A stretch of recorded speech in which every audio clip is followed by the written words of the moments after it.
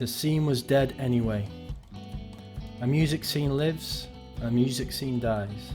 The stories, however, are immortal. The scene was dead anyway is a look into the lives, communities, and music scenes that helped shape an entire generation.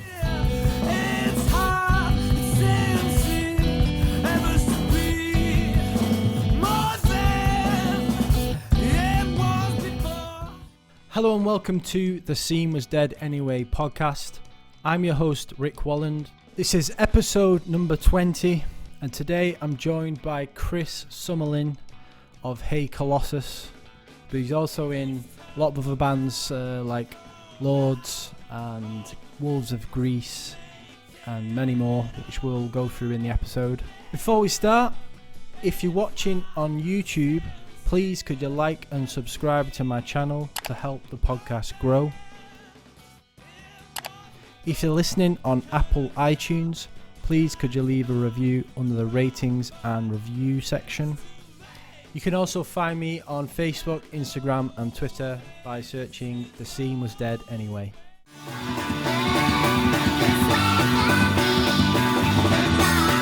So welcome onto the show, You are Chris Summerlin of many bands, but the one that you're in now, a lot of people know, is Hey Colossus, guitarist. Yeah. So if you wanted to just give us a little intro, a bit more than that, so where you're living and stuff, and a bit more of your background. I live in Nottingham at the moment, where I am now. I was about to say I'm 44, but I'm not. I'm 43. I'm 40 something. Not as old as you think. I can't work it out. And I guess I played in bands for 25 years, something like that. Wow. And at the moment I'm playing in Colossus and a band called Haress, on and off, because they don't live anywhere near here, so it's a bit difficult. But when I can play in them, I do. And I play in Grey Hairs, although we haven't done anything for a while, and Kogumaza, even though we haven't done anything for a while. But then no one's really done anything for a while, have they? Because it's exactly. It's hard to work it out. I mean, I was listening to Tim Cedar's one the other day, and he was trying to work out how long Part Chimp had been going for. And he was saying he doesn't really count the last year. And I was like, that's a good point. Yeah. But I'll just basically, I've got the list that you sent me of the bands that you've been in, and so I'm not sure which ones are active and which ones are history. So you were in a band called Reynolds. Reynolds, that was my first Reynolds, band. Wolves of Greece, Lords, last of the real Hardmen. Felix, which was with, as you said, Neil Turpin of Bill for a bit, for a little bit there, and Dusty Bible, and then the other bands that you mentioned. That's still technically going, I think. Dusty Bible still exists, the man. But if he wants me to play bass for him, that's fine. But he moved. So a lot of these bands are just when you can get together, because I'm 40 something, and it's really hard to find time to get together with people. And as time goes along, you kind of change how you do things, and you change your priorities in the way that you make music. So it's not a case of like when I was in my 20s, I would say I'm in this band and we practice 3 times a week, and at the moment it's like I'm in 4 bands, and I don't know what we do, any of them, I was going to say it's pretty amazing. You've got so many bands on the go. It's usually something you do when you first start, isn't it? So, and then you kind of but I think it's just like I said, you sort of change how you do things. You change like how you make music over time, and I think that's the sort of mistake maybe that I've definitely made as my life started to change, and I didn't have as much time for it, and those people around me's life started changing, started having family, moving away from where we all lived. You kind of feel like you still do that thing where you get together every week and practice, otherwise it's not a real band. But really all you got to do is just change the way that you do things and change your outlook. So I haven't seen Hall and Reese from Hey Colossus since November 2019. Wow, really? Yeah, since we finished playing with Part Chimp and Nod at the Dome in Tufnell Park Mm. and go somewhere, and I had to go somewhere. So we were like, well, I'll see you in a few weeks. Nope, we were. So Right. Yeah. it's weird to think that I haven't seen those people for that long, but that I'm still in that band. Yeah. Yeah. Isn't it? And that's kind of how that band works, and how a lot of the things I've done, or at least in the last 10 years, have worked. And you just kind of mold the way you make music around the characters that are in that group of people in that band. Yeah. So you've not gotten into any of the streaming gig stuff? Have you done any of No, that? we talked about it. We got offered one or a couple of different things for Hey Colossus, and we talked about it a bit. And we all just kind of thought, I don't know. I mean, I think we just thought that we rely a little bit on the audience. I do anyway. I certainly feel that playing without an audience just feels really weird. And in those times that I've done, like where someone's recorded my band play, whatever band I was in, playing live, but there's no audience, I just find it excruciating. I find it, and I notice when I'm watching it back that I just look like I'm really awkward because I'm there to gauge whether it's going very well. And you've got to be really confident in your music to be able to just play the same set, whether you've got nobody there or 200 people there or whatever. I think you have to be really confident in music to think like that. So for me, I need to see that people are into it, So it's difficult when you do the streaming thing, I think. Although I've seen a few that have been really good. I've seen a few of those streaming gigs that have just been excellent. And, the people that are doing them it's almost kind of nicer. I'm watching it in my front room. I didn't have to leave the house to watch. Exactly. In your PJs and a brew, watching exactly. some just harsh noise. Watching the Summerlin Orchestra or something. I'm just sitting there in my slippers. It's great. So actually, this is better than real gigs. I think there's definitely I'm surprised they didn't do more. Like you have on Twitter, there's been the sort of thing for Tim Burgess doing the classic albums where you have a playback of a classic album and the people involved comment on it, and there's discussion about different songs and stuff. I'm surprised that there hasn't been more like Q&A type things that you can buy a ticket for during lockdown. So if someone's got they play them, and then you pay a couple of quid to ask a couple of questions of the people who are involved in it. I'm kind of surprised that's not. I'm surprised it's not been something more people have done. But maybe something you could do. Hey Colossus, Q&A. Well, chuck us a few quid. Yeah, Joe's doing his Joe the bass player's doing his record chats on YouTube. Oh, it's great. I'm loving it, man. Yeah. Fantastic. Oh man, but I said to him, because he doesn't have a proper modern phone, I said, I'll do the Instagram account for Wrong Speed. So I thought as soon as he put in those record chats up, I thought when he does one, I'll take a little screenshot of it, advertise it. I'm about 20 behind. I can't keep up. Every time I wake up, there's and I'm like, what? So I think I'm up to about number 12 or something. I need to watch him back. I'm losing track. But... I mean, he must be doing like 3 or 4 a week or something, maybe even more. I don't know. It's great. I mean, he's had a few. I think he's had a few people. There's a few people he wants to be on it, who he's trying to pin down to get to be on it. Yeah, I know the feeling. Yeah, some people are hard to get on to get them to sit down with you, but definitely. So I wanted to go back a little bit to where did you grow up, and what kind of, who would you say your early kind of inspirations were as a musician? I was born in Peterborough, but I lived there till I was 13, and then we moved to a town called March, which is sort of between Peterborough and Cambridge and Ely and around there. So it's like the flatlands. And that was like, 13 years old. That's devastating. You're just about sort of making friends with people at secondary school, and then you move somewhere else and you got to just start again. Yeah. And it's pretty weird. But luckily, the people that were in my kind of year at school were just really cool. Like I met some incredible people there, people that I'm still in touch with, and people who ended up going on to do things that kind of interesting. So one of the people was, I don't know if you know, so when Tom House played in Sloth, the sort of stoner rock band called Sloth from Brighton. The singer from that band is called Kai, and he was at school with me. And right. Okay. Kevin, who ended up being the drummer in Reynolds, my first band, and also drummed in Felix as well briefly. He was in my year at school, and a guy called Ross McGivern, who's a poet and an artist, like super talented guy. He was in my year at school as well, so it kind of worked out pretty good. But the closest place that we would go and see bands and stuff would be Cambridge. And I try to think of the first things that really kind of hit me. The first music I really liked was kind of rave music, dance music. Right. Like around, when I moved to March, that was what all the kids were into. And I was into that, but I wasn't really old enough to go. And my mum and dad wouldn't let me like go to an illegal rave when I was 14. Whatever, even though lots of my friends' parents let them go.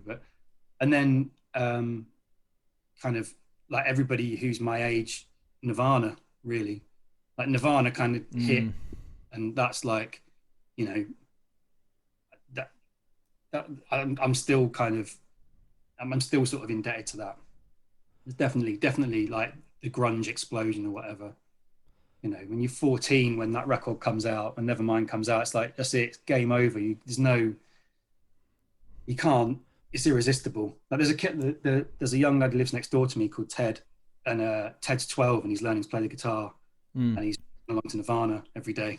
It's like, it's just, that band is never going to go away from being like the sort of the entry point to so much for so many people. But yeah, definitely.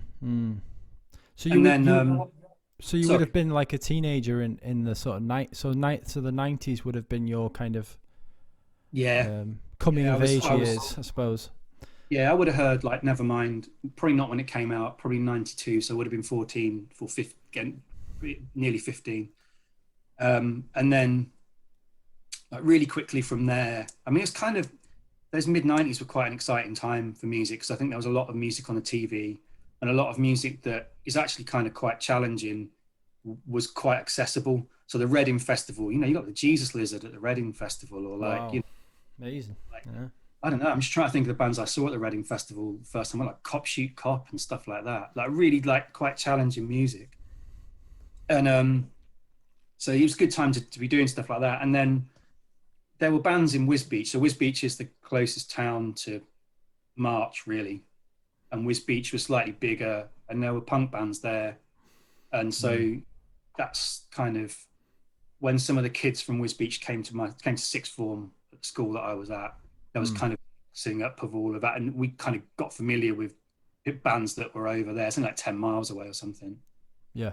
So a load of those bands, they would put on their own gigs. They would. It was like a DIY community, but I didn't see it like that. I just saw it in the middle of nowhere. That's the only option you've really got. If you want to play a gig, there isn't a venue to hassle with a demo tape. You're really going to have to hire a room somewhere and do it.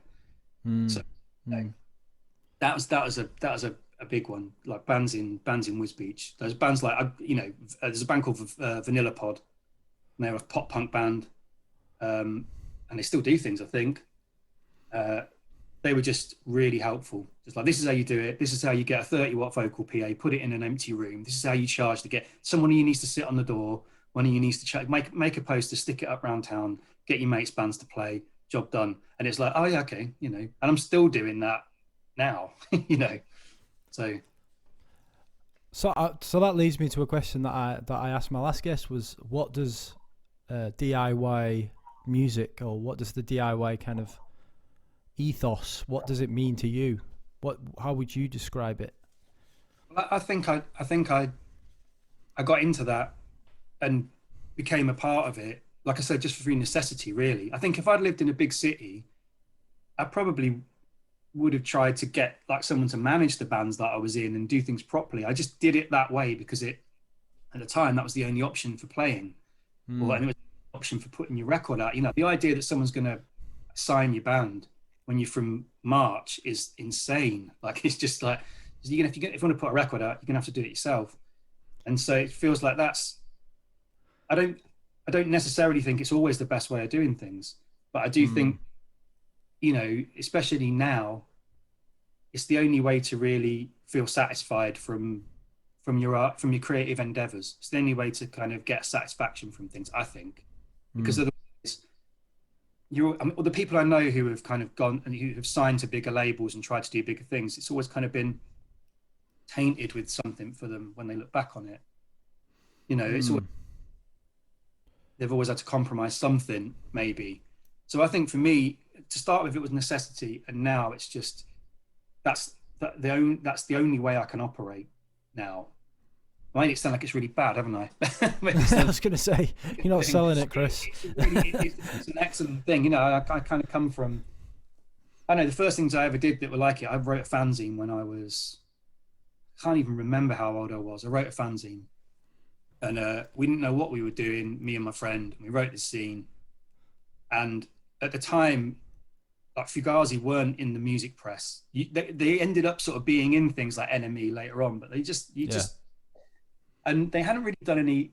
You could get old interviews with them the first time they came to the UK, first few times they came over, right up to the mid 90s. But at that time, in about 97, they hadn't really. You couldn't find anything out about them really.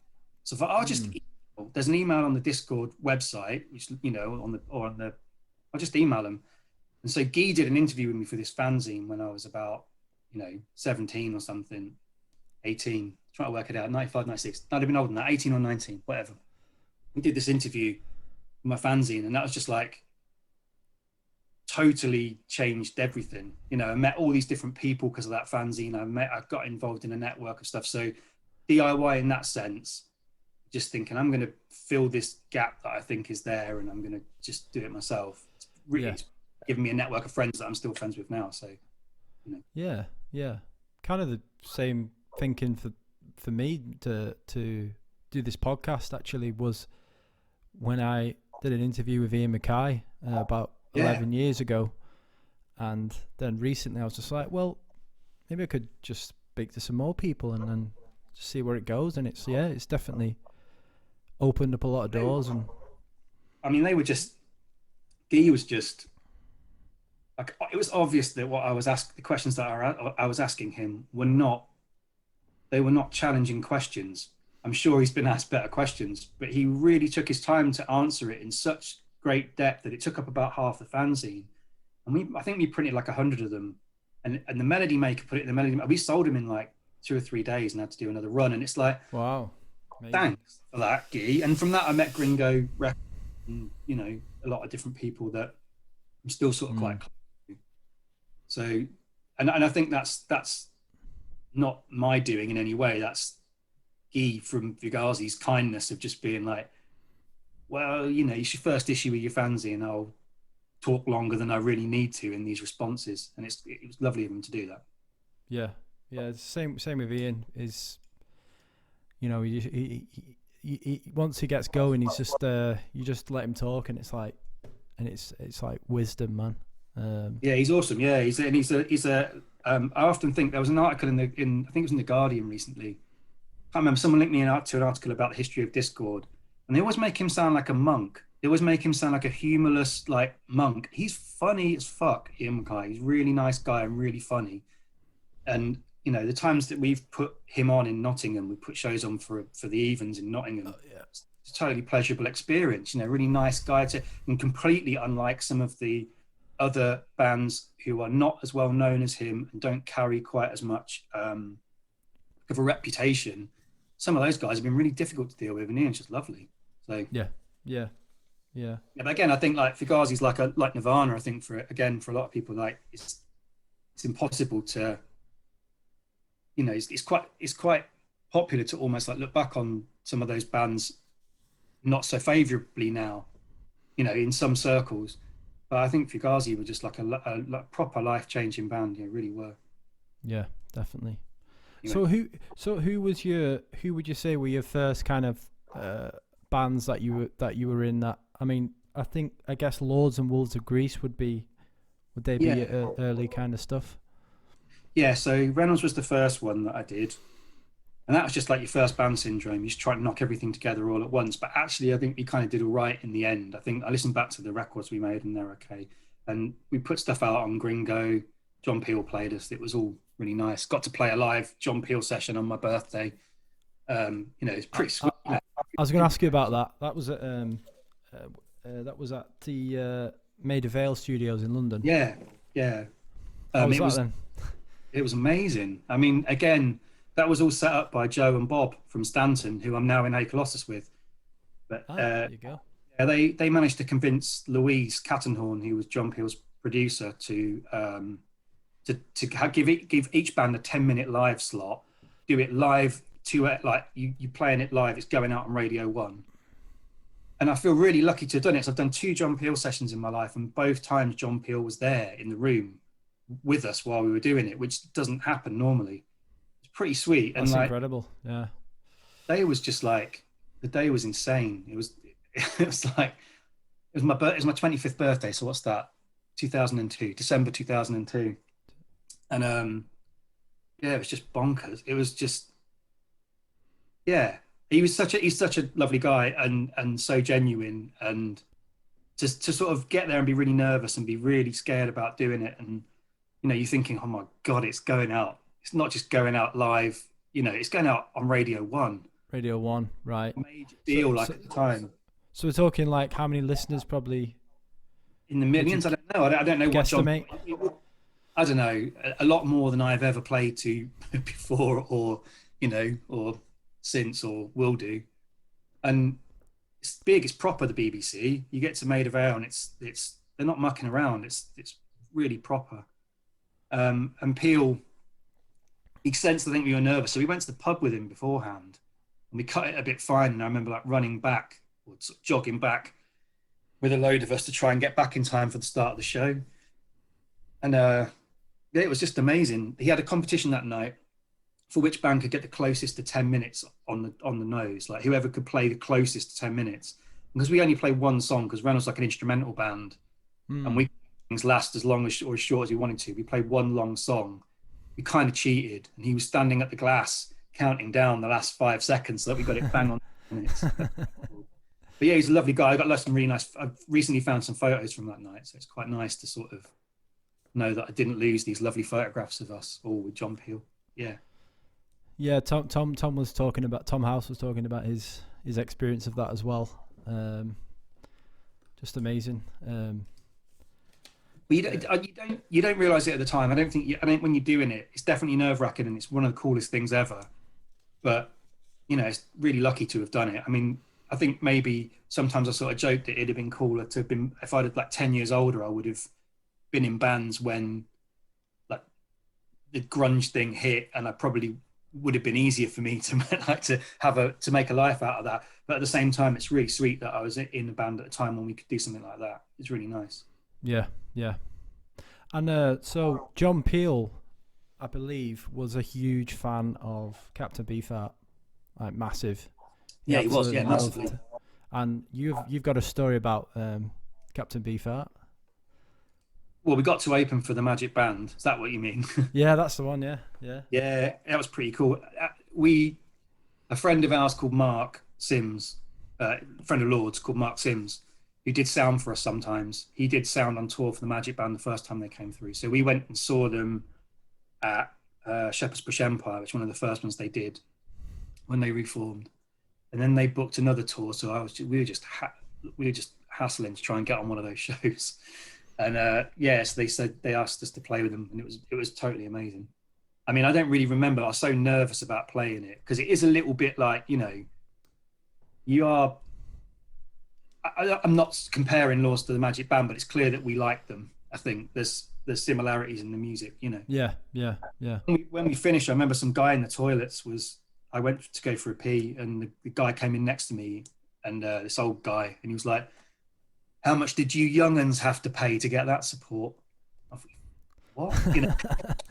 And I said, "Oh, they asked us. The Magic Band asked us." And like, he was just gobsmacked that like anybody, I don't know what he thought he was, I don't know what his point was. I think he was trying to say that like, we didn't know who they were.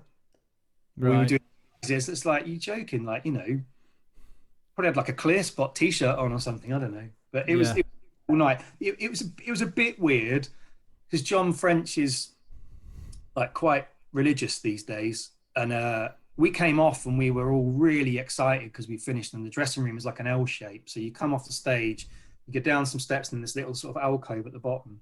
And we came off, and Elvis, our drummer, was just quite vocal about his excitement about having just played, and there was some crass language at high volume because we just walked down into this. We walked in the corner of this dressing room, and John French and his wife were on their prayer mat praying before they played. We were like, "Oh, wow!" God.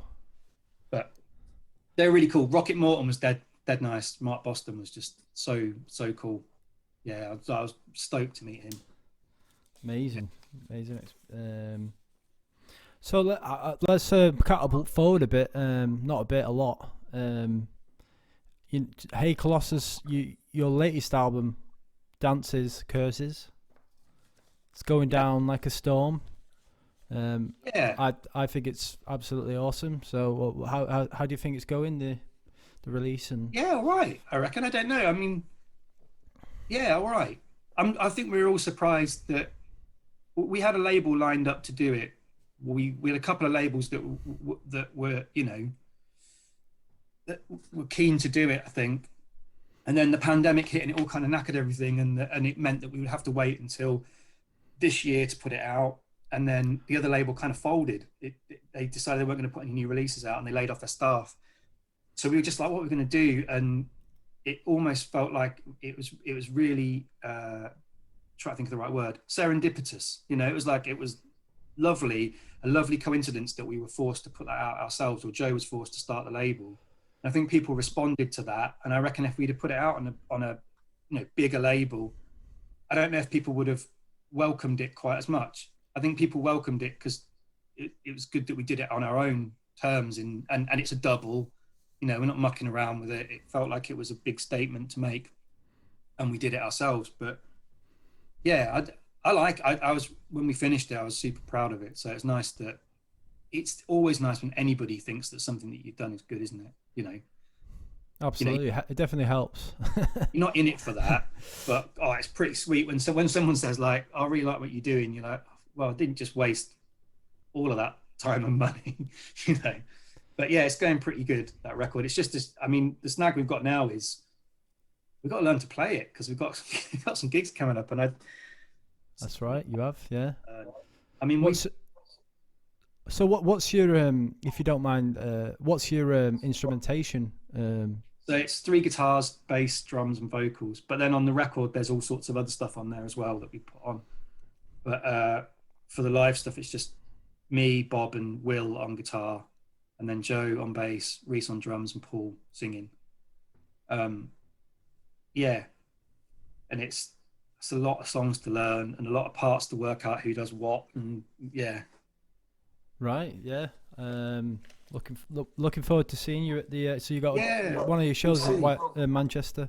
So that's my. We'll see. I'm nervous. I've got to be honest. I'm kind of bricking it about playing live again, just because it's been so long. I'm just worried that I'm going to turn my amp on and clang through my amp for the first time and like have a heart attack or something, because I'm not used to volume anymore. I did a bit of recording last week, because we're allowed back to go into the studio now. So I did a bit of recording with Haress last week. We got a record to finish, and so there was just a couple of little guitar bits that we sort of did between ourselves last week in the studio. And even like on quite a small amp, not turned up that loud, I was having like heart palpitations. It's so loud, I can't believe it. Yeah, so that's with Tom House is in that band as well. Yeah, so Tom sings. We basically just do the songs and give them to him, and he doesn't sing on them all. He picks the ones that he wants to sing on and leaves the rest of them instrumental. So we did one record like that, and I think I really love that record. I think it's one of the best things I've been lucky enough to be in. I'm so grateful that they let me be involved in that. And then we recorded another one. We started recording another one in January 2020, and we went to an old mill building in Wales near Wrexham on a river. And we spent a week there, or 5 days there or so, just kind of recording this stuff. Tom wasn't with us because he was in Spain at the time. and it's pretty weird. Like, it's a pretty strange week. The place is definitely haunted. It was pretty scary. It was pretty strange. And we came out of it and we're like, well, we've got another record, we've got another album. Sent everything off to Tom. And then the pandemic hit. And so we couldn't get together to mix it, and we couldn't doing things remotely. So kind of ticking along with people contributing to it and getting all the little bits in place. But the first chance we had to get back together again was last week. So we were, again, not without Tom because he's in Spain, but with Liz and Dave, who are the main people in the band. They came to Nottingham and we did some mixing last week. And that's going to be out later in the year. So that new record, it's really good. I mean, I'm biased, but I'm really biased about what I do, but yeah, it's really good. So you played saxophone in Part Chimp. Not very well, allegedly. How was that? Yeah, I think, when that band breaks up in like 60 years time or whatever, and we all look back on their high points, I think my saxophone playing will be I think it's the peak of that band. Pinnacle. I know they've got a record coming out on Wrong Speed, so I have to plug it, but really they're on the downward slide since I left. But yeah, no, what it is I borrowed a saxophone off my friend Ian somehow, and it ended up at my house for ages, and I could just about get like a Captain Beefheart style squeak out of it. Whenever Chimp were around and I had the saxophone, Tim would just chuck the microphone in the bell of the saxophone and I just make a load of noise at the end. But a couple of times I've done it, they've had proper horn players with them. So like Duke Garwood and his brother, or Luke Garwood, and his brother played horns when we played with the Luminaire. And I was just between them, just like showering these two guys with spit, just trying to make noise. But yeah, they've been very kind. I mean, like, I've played with those guys in different things over the years, Chimp people, and they're very kind to let us do that, I think. Tim was he used to drum in Hey Colossus, or he did. Yeah, around 2000. So I lost track with them for a bit. I was really good friends with them at the start of the band, and I did a band really briefly with Ian, who was the first guitarist in Hey Colossus, not Ian from Part Chimp. And he used some of the music that we'd done together for this sort of aborted band for Colossus. So I knew them like right back at the start. And I lost touch with them for a bit. And when I saw them again in 2012, they had Tim Cedar playing drums. It's pretty good. I mean, it's like Tim did himself down when he was talking about playing the drums. I've heard him playing a bit. Yeah, he's thunderous. He's really good. I've played with him a couple of times in playing drums, and there isn't an amp loud enough. You can't get your amp loud enough to get over him. But yeah, I saw him. Tim played in like a couple of years when Reese was in Japan, and then the next time I saw Colossus properly was on when they released the album Black and Gold. So I sort of lost track with them there for a bit. But yeah, when they by the time I kind of what's the word I'm looking for? Got back in touch with them, re-established like our sort of connections. They were awesome. Like the things they were doing in around sort of 2015, they were just great. Which sounds like they're not great anymore, which means I'm doing my own band down. But yeah, they were really tremendous. Would you say it's similar setup to like Joey Fat in that there's quite a few people kind of like a revolving lineup, but core members? Yeah, shared members as well. I mean, like John Richards, who was the guitarist, a couple of guitarists before me, was in Joey Fat, and like really in both of those bands, massive influence on me. But Joey Fat, I think I kind of expect in the next couple of years, I'm going to say it here, I kind of expect Joey Fat to have like a resurgence. Someone will pick up on that because there's so much music out there at the moment that sort of sounds like Joey Fat. Like you put radio on and it's like loads of bands kind of sound like Joey Fat, and they're in some far-flung places, that band. But yeah, I think Colossus, it's more like, for Joey Fat, it's people who they contribute in different ways. I think for Colossus, it's much more democratic and much more evenly split across the 6 people that are in the band. It's much more chaotic as well, the way that it's all written. And I think for Joey Fat, it's definitely written by a couple of people, and I see. then handed out to the band to very ably kind of reproduce or put their stamp on. But as with us, it just feels like we get to the end of recording a song in the studio, and I'm really unsure as to how any of it came about by the end of it. I listen back and I'm like, it's quite a popular thing that we all say in that band, or we all seem to say, is that me? Can you solo that? Is that me? Sweet, oh, that's good. You know, like, so like I know that I'm gonna have to ask Ben, the producer, to solo all my guitars and send me the files so that I can really learn to do these gigs. But yes, it's a bit different, I think, on that level. But I think Joey Fat's a similar thing in that they're similar to us in the sense that it is just kind of a revolving door kind of thing for anybody within a certain age group to you know, they're going to go through everybody, aren't they? Who's similar age to them at some point. You know, I'm sure all of us in Hey Colossus will end up in Joey Fat at some point, and all of Joey Fat will end up in Hey Colossus at some point. You know, and Action Beat as well. Yeah, those guys. Yeah, I've already been invited on to do a tour with them. So, are they going to do stuff again? Are they? I know. I did Glenn Branca's orchestra. I played in Glenn Branca's orchestra with Harry from Action Beat. He seems a very, very, very nice man. Yeah, and we played in Milton Keynes with Lords, and it was a really weird night. It was for a bunch of reasons I won't go into, but it was a very strange night. Yeah, they're good guys. Awesome. One other quote that I've taken from the messages. You also quote, played a cymbal for 3 hours in the Boredoms once, but so did 99 other people. Yeah. Life-changing experience, would you say? It was. All it really was it was just a chance to see the Boredoms for free and sit on stage while you were doing it. Load of us went down from Nottingham. I think everybody could get their hands on a cymbal and lights the Boredoms applied, and that's about 99 to 100 people. But we did the Barbican show with them, and you know, I'd love to say if I hear the recording that my cymbal is the thing that really sticks out as being genius. But all I'm doing is just making a massive racket and just watching like Kid Millions from Oneida play drums and Yoshimi and it was just absolutely amazing just to be watching. And sometimes you just kind of forget that you were supposed to do anything because it was like, oh my God. Yeah. It was insanely loud. Like, where was that? Sorry, where was that? The Barbican.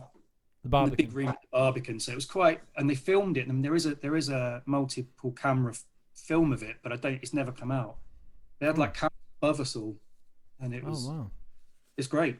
I enjoyed the practicing part of it more. Like we had a couple of days practicing in a warehouse in London, and that was really nice. You know, again, just watching them write music and change the piece as you go along, and how they all communicate with each other, and how much fun it was for them. You know, it was really illuminating. I've done a few of those big like ensemble things, and you always get something out of it that's totally worth the input. You know, just work a lot of them, but the Glenn Branca one, which was like 13, 14 years ago in London, that was amazing. That was truly like musically life changing.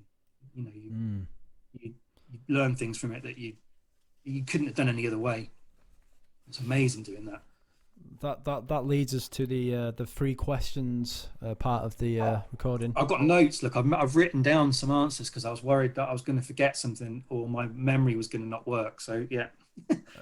Let's start with 3 shows that blew your mind. Right. Okay. So first one, I thought about trying to make this really cool, and it is cool. The answer is cool. But the show that completely blew my mind forever was Biss. You know the Glaswegian band Biss? I don't know them, no. Tell me about them. They got on top of the pops. They were a like a brief indie sort of sensation. Not brief, that's not fair on them. They ended up on Graham Royal, the Beastie Boys label. But they did a tour really early on, and it went through all the kind of toilet venues of the UK, and it was them and the Super Animals. And this would have been 1996, maybe. I don't know. Maybe later than that. I don't know. But it's the first gig I ever went to where it was like a proper band. So I didn't know them. They weren't friends of mine, but it was in a venue that wasn't a proper venue.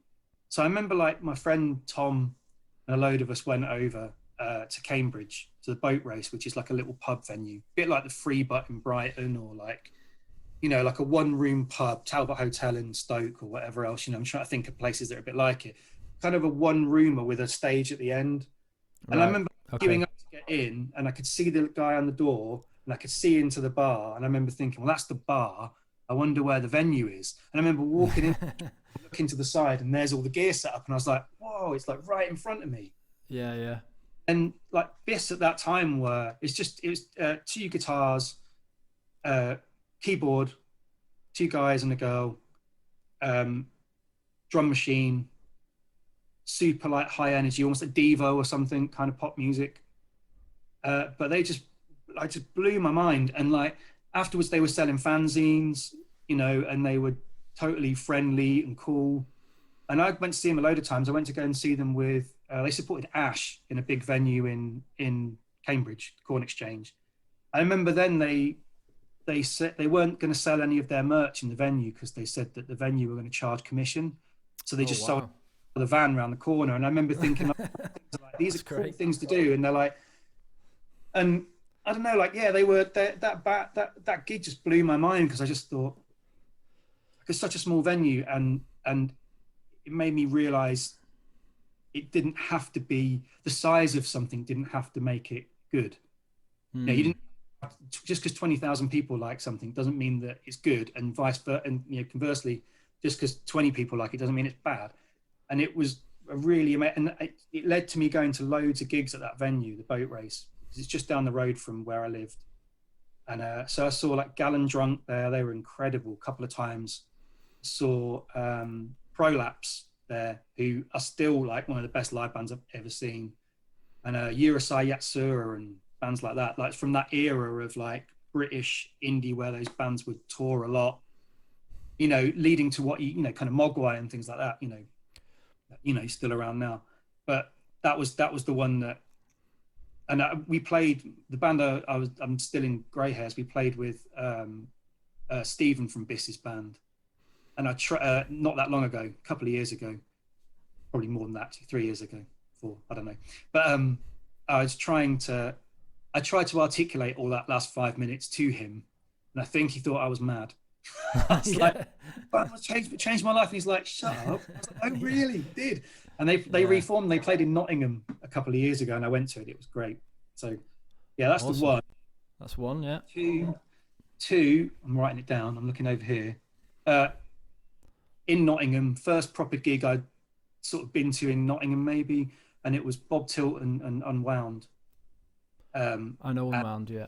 Yeah, and I knew Unwound, but I knew Bob Tilton as well. They were. I've talked about it in other places, but they were like a touchstone point, I think, for people who of my age group who were doing DIY music and in the UK. So. But they didn't play very often. They were playing in Nottingham, which is where they were from. I wasn't. I lived in Northampton at the time. I was at university in Northampton. And so I got the train over to see them, and the venue, and it was the only venue I knew in Nottingham because I played there already with Reynolds. So I knew how to get there, and I went with my girlfriend, and we got off the train, walked to the venue, and the venue was shut. It was all boarded up, and everything was just like it was like, did I imagine this gig was even happening? What? Right. So what happened? Shit. So we just walked in. The venue had closed that day.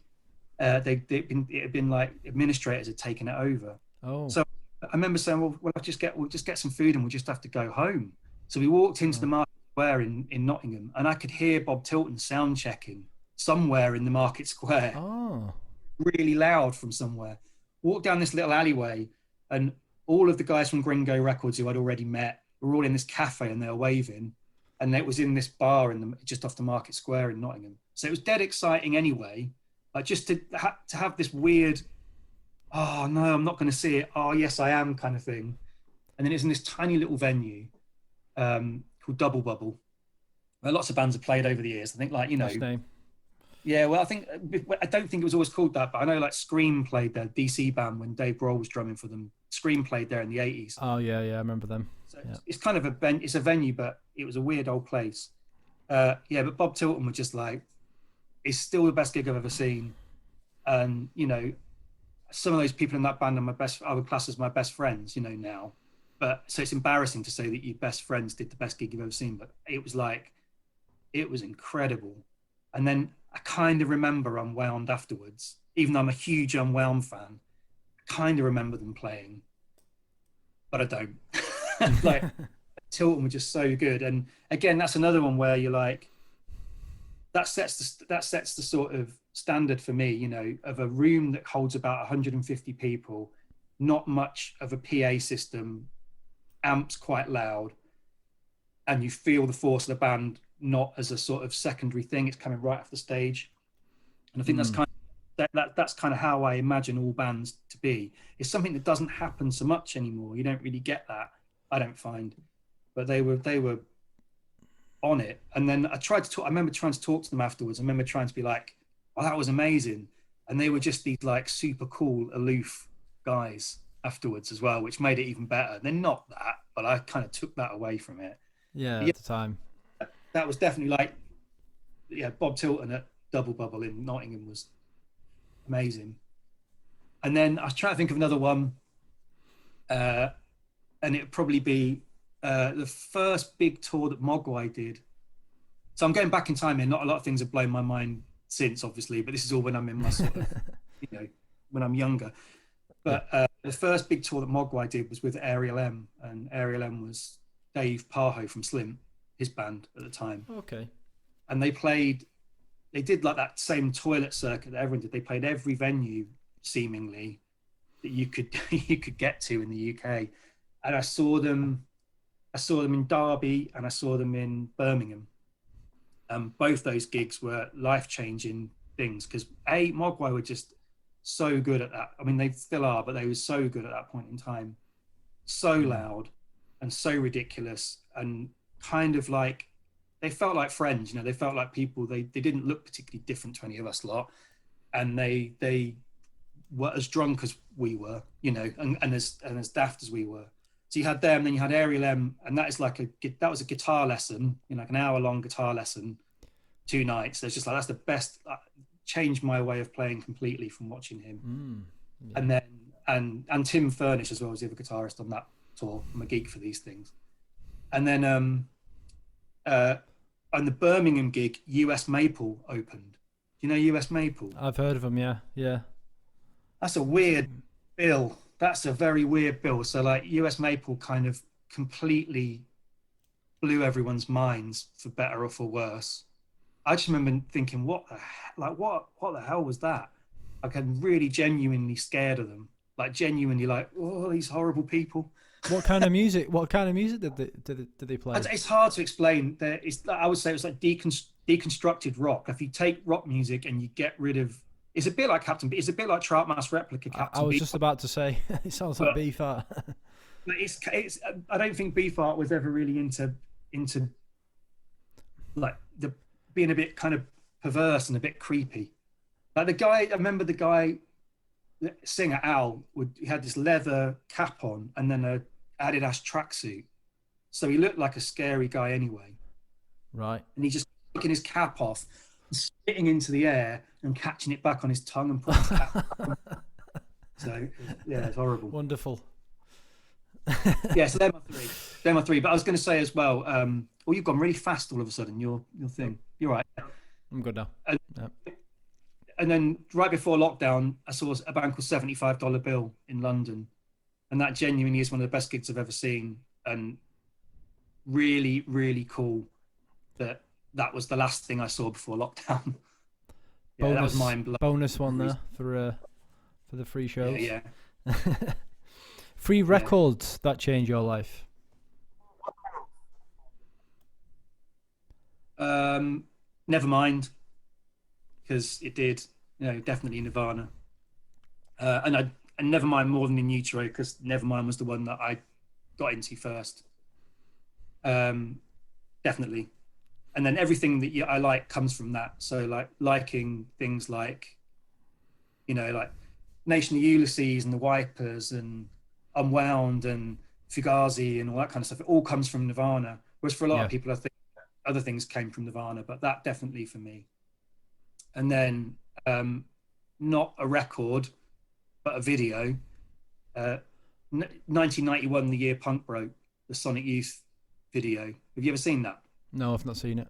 No. Documentary film by Dave Markey. It's a documentary of their 1991 tour.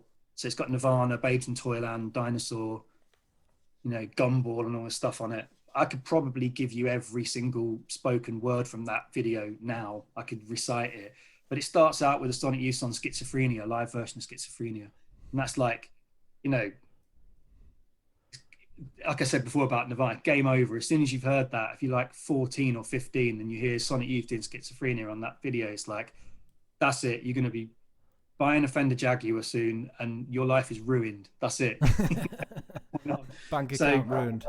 Yeah, absolutely. Like this is it. You're going to be playing in stupid tunings. You're going to be making music that no one likes for the rest of your life. Game over. But that first, basically that first 5 minutes of the year punk broke, the documentary is like, man, like and that. Yeah, it's so good. So those two, and then I was thinking about the other ones. I was thinking, like "Rid of Me" by PJ Harvey, just because it's like that's how I imagine a 3-piece band to be. That's how I imagine like guitar, bass, and drums sort of work. But maybe the other one, I was trying. I think Life Changing Record is it's not so much like I was blown away by it, but I always reference Last Splash by the Breeders. I think maybe did House mention it in his thing? Yeah, he said he wanted to be like definitely have a thing like. Asked him like what band would he want to be in if he could be in a band. He said the Breeders, yeah. But I think Last Splash by the Breeders that got me into like music production and sound and how to make something. And loads of people really like the first one. I do too. I think the first Breeders album, Pod's amazing. But Last Splash there's some decisions in there sonically that you're like, what did they do that for? There's bad things in it that are perfect. That and it got me away from that thing of you got to record everything exactly as it sounds in the room. Everything has to be a document of what it is. It got me into record production, and I think like Kim Deal is a total an absolute genius for that. Like way more than she ever gets credit for. But that one changed my life in terms of. I think every record I've done since there's been some point when I'm mixing it or recording it where I've referenced that album in my head somehow. Yeah, Last Splash definitely. But there's loads of life-changing records, isn't there? I think they tend to come earlier in your life rather than later. I'm sure they've popped up in your chats with you did one with Joe, didn't you?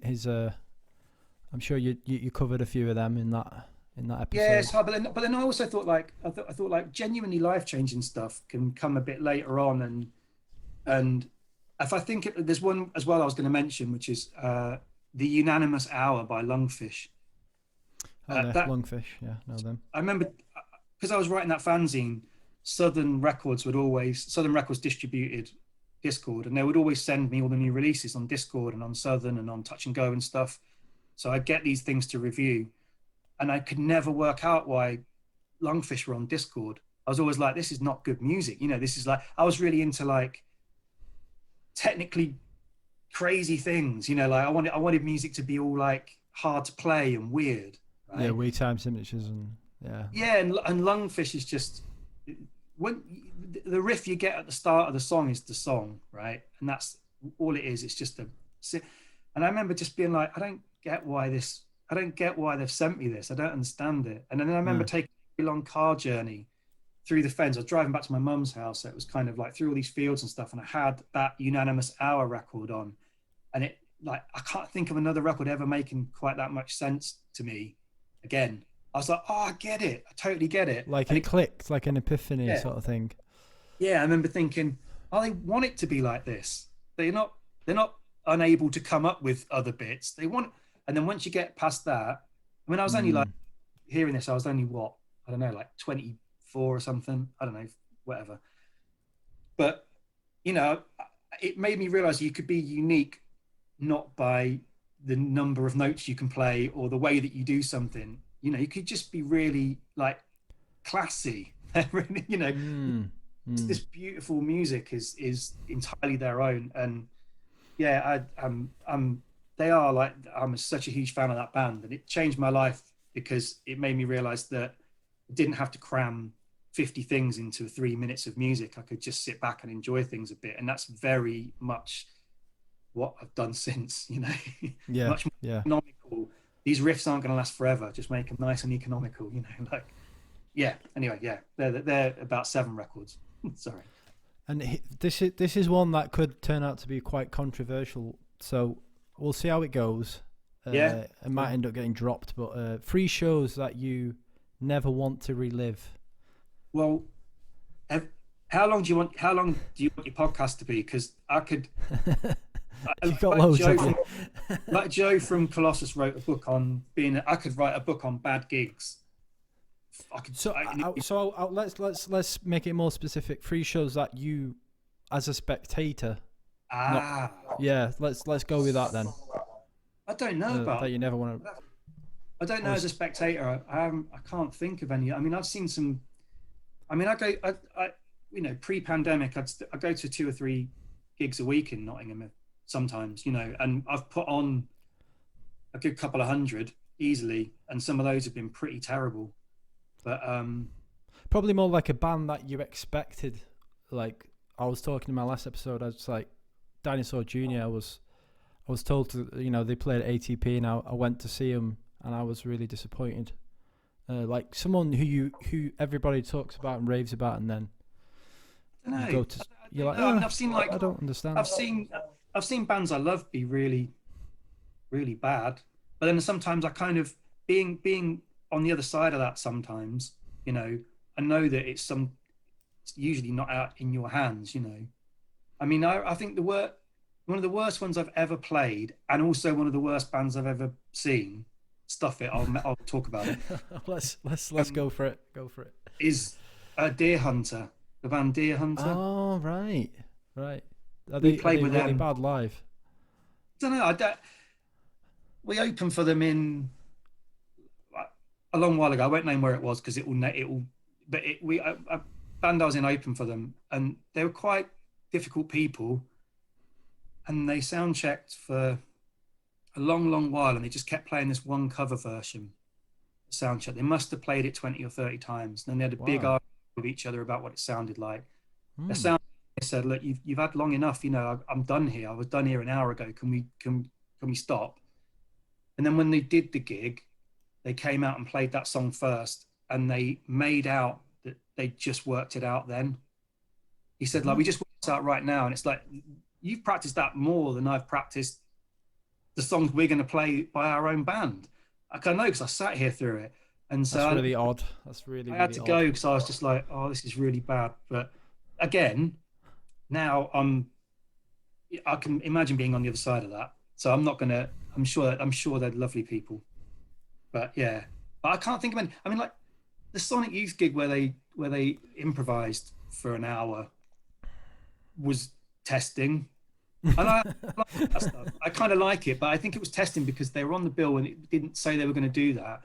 And I think everyone had graduated their drink and drug intake perfectly for a Sonic Youth Greatest Hits set, and then they got hit with that, and it was a bit like, kind of wish they were just banging out the hits. But then that's them, so that's cool, I don't really mind that. But yeah, I left the gig recently. I saw a band that are really, I can't name, I don't want to name people, so that's bad. But I saw a band that are very popular and got nominated for many awards that sound a bit like our type of thing. They're quite well, and they've got a new album coming out, and I went to go and see them, and I just couldn't handle it. My partner toured with them, and I just couldn't deal with it. How do you mean you couldn't handle it? You mean you just weren't in the mood, or you just wasn't feeling it? I don't know. I don't know if it's their fault or my fault. And I generally tend to think it's my fault now. If I don't like something, I just didn't get it, But they were just, it sounded like, I didn't understand why there were so many people there for something that sounded like a lot of music that I've witnessed to 20 people over the last 20 years, but that's not their fault. Yeah. That's not I mean, you're entitled to think what you think. So but as time goes on, I realize that what I think about things is maybe not set in stone and no, often wrong. As they say, beauty is in the eye of the beholder. But and it depends what mood that beholder is in at any point. Absolutely, absolutely. Last one before we wrap it up. Cool. This one I haven't tried before, so we can skip it if it's terrible. But 3 songs that gave you hope. Yeah, I don't know about this. What do you mean? What's the song that's giving you hope?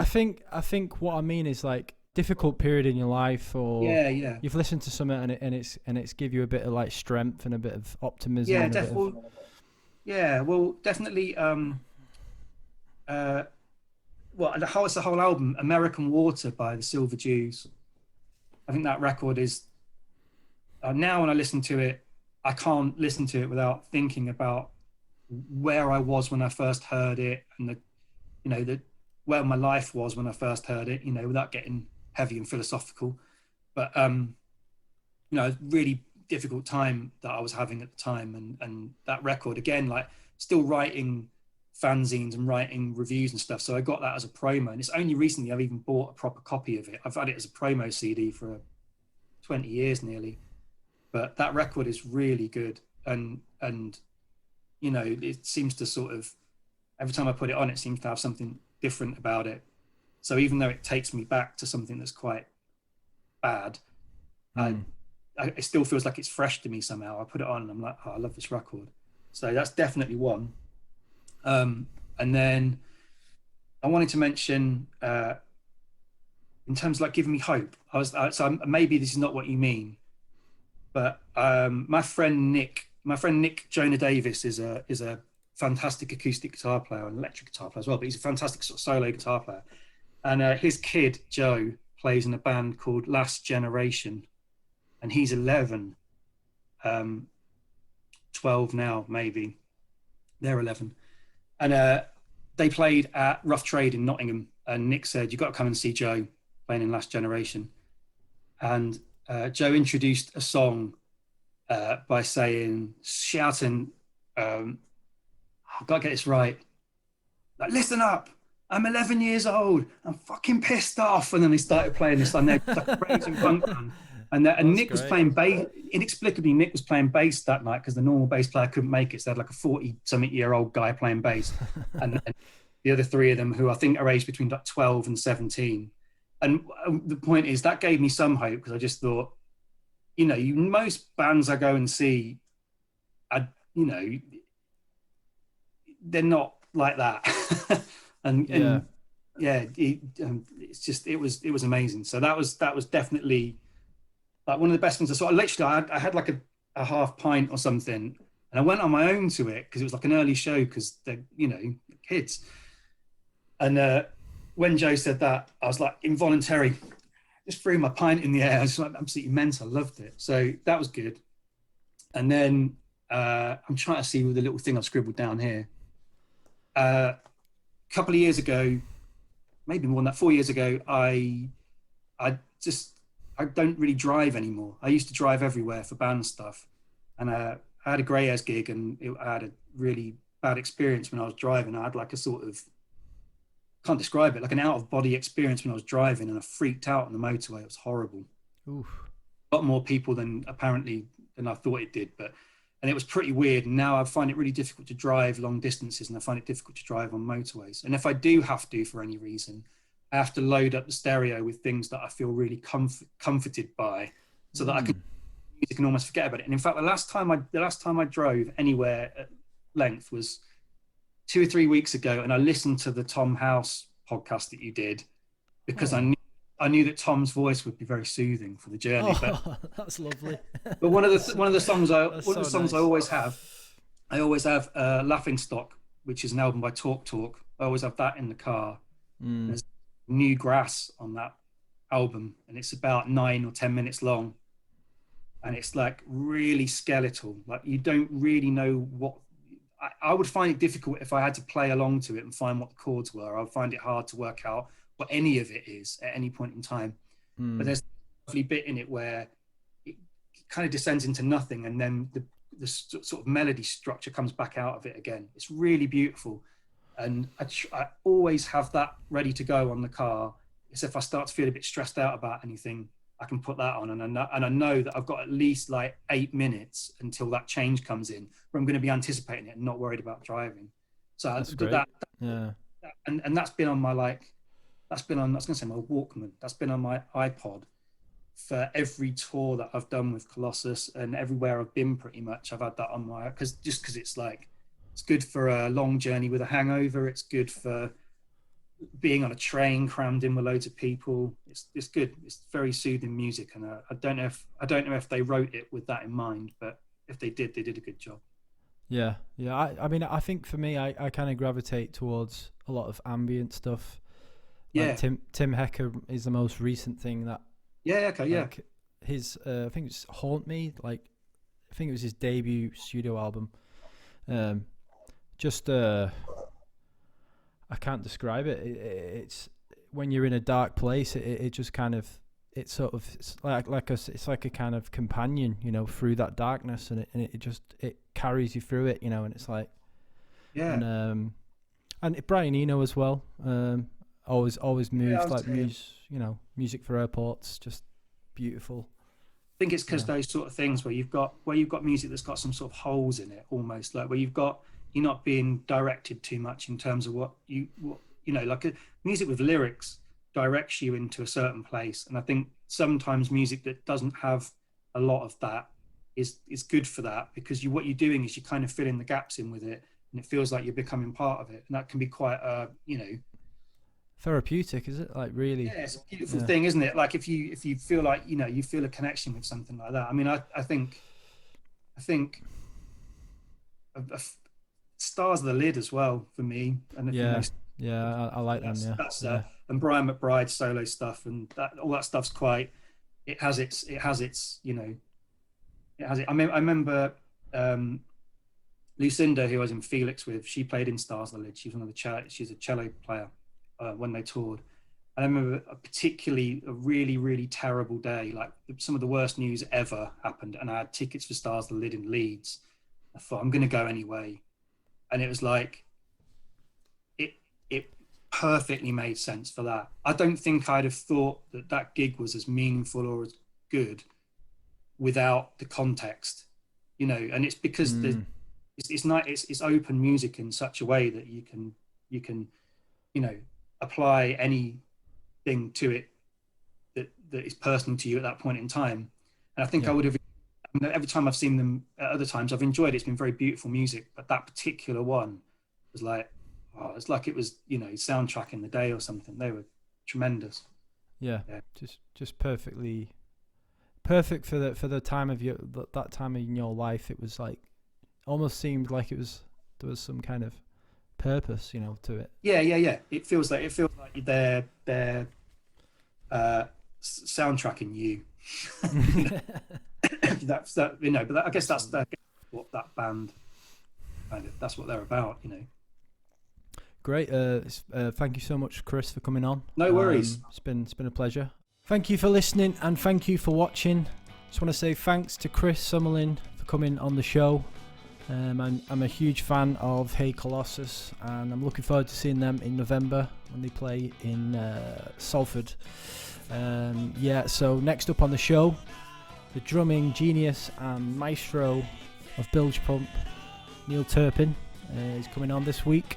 So if you've got any questions, just send me a message or drop them in the comments below.